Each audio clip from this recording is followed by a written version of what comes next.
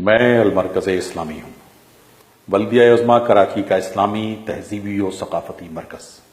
میرے قیام کا خواب 80 کی دہائی میں 15ویں صدی ہجری کے آغاز کے موقع پر فیڈرل بی ایریا کے کونسلر اور جماعت اسلامی کے رہنما جناب اخلاق احمد نے دیکھا۔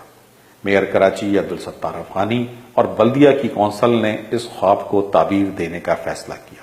8 جون 1982 کو governor Sindh lieutenant general S M Abbasi نے سنگ بنیاد رکھا اور میری تعمیر شروع ہوئی۔ لاگت کا تخمینہ 1 کروڑ 28 لاکھ روپے تھا، جبکہ پلاٹ کی قیمت بھی کئی کروڑ تھی۔ جناب اخلاق احمد میرے حوالے سے ماضی کے اوراق الٹتے ہوئے کہتے ہیں، اس سینٹر میں جو سیٹنگ ارینجمنٹ ہے وہ 750 افراد کا تھا، مرد نیچے اور گیلری میں اوپر عورتیں۔ اور جو مختلف ہال اس میں تعمیر کیے گئے تھے اس میں یہ تھا کہ اسلامی ممالک کے میں جو کلچرل ڈیولپمنٹ ہوئی ہے اس کے ماڈلز، اس کے نقشے، اس کے چارٹس، اس کی رپورٹس یہاں رکھی جائیں۔ ساتھ میں اس کا خیال یہ تھا کہ اس کو ایک ریسرچ سینٹر کے طور پہ بھی استعمال کیا جائے۔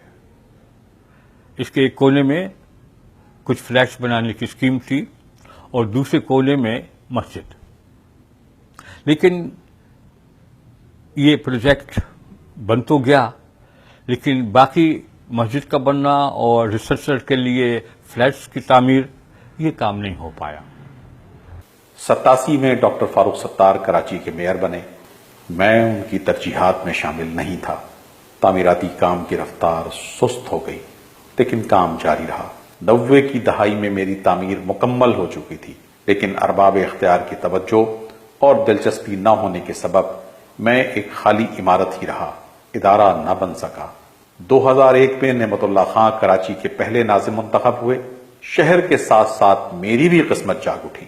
انہوں نے فیصلہ کیا کہ میری تعمیر کے مقاصد کو پورا کیا جائے، میری عمارت پر ایک عظیم الشان مرکز قرآن و سنہ قائم کیا جائے۔ اس حوالے سے سٹی کونسل نے کئی اہم قراردادوں کی منظوری دی۔ سٹی گورنمنٹ کی بجٹ میں خطیر رقم مختص کی گئی، میری تزئین و آرائش کروائی گئی۔ 2005 میں آڈیٹوریم کے لیے بیش قیمت کرسیاں خریدی گئیں اور اے سی پلانٹ نصب کروایا گیا۔ شہر کے معروف اہل دانش پر مشتمل گورننگ باڈی تشکیل دی گئی۔ میرے احاطے اور آڈیٹوریم میں مختلف نوعیت کے اسلامی، تعلیمی اور ثقافتی پروگرامات منعقد ہونے لگے۔ اگست 2005 میں نعمت اللہ خان کا دور نظامت ختم ہوا اور ایم کیو ایم کے مصطفیٰ کمال کے سر پر شہر کی نظامت کا ہما بٹھا دیا گیا۔ کچھ ہی عرصے کے بعد انہوں نے نہ جانے کیوں اور کس کے کہنے پر مجھے بھانڈوں اور میراثیوں کے حوالے کر دیا۔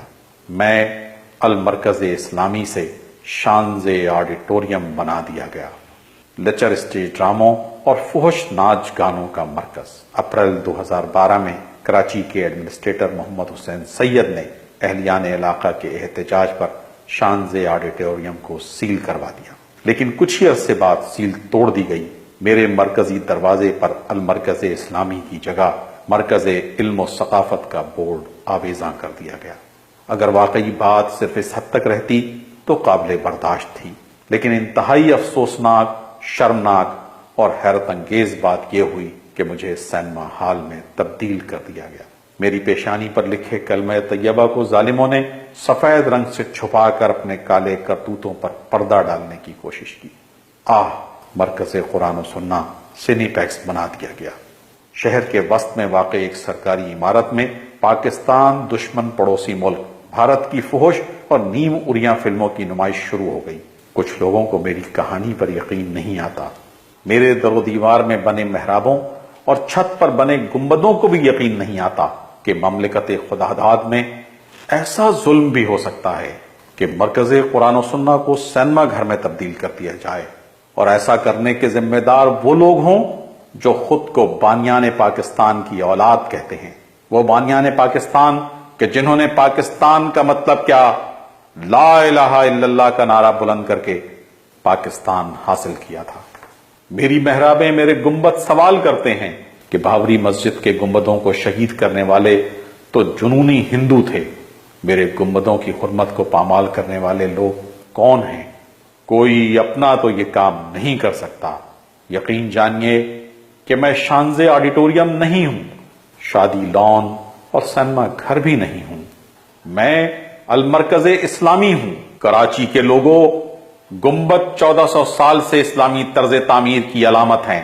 سینما گھروں پر گنبد نہیں ہوتے، یہ بات کون نہیں جانتا؟ کیا آپ میری شناخت کی بحالی کے لیے آواز اٹھائیں گے؟ إن الذين يحبون أن تشيع الفاحشة في الذين آمنوا لهم عذاب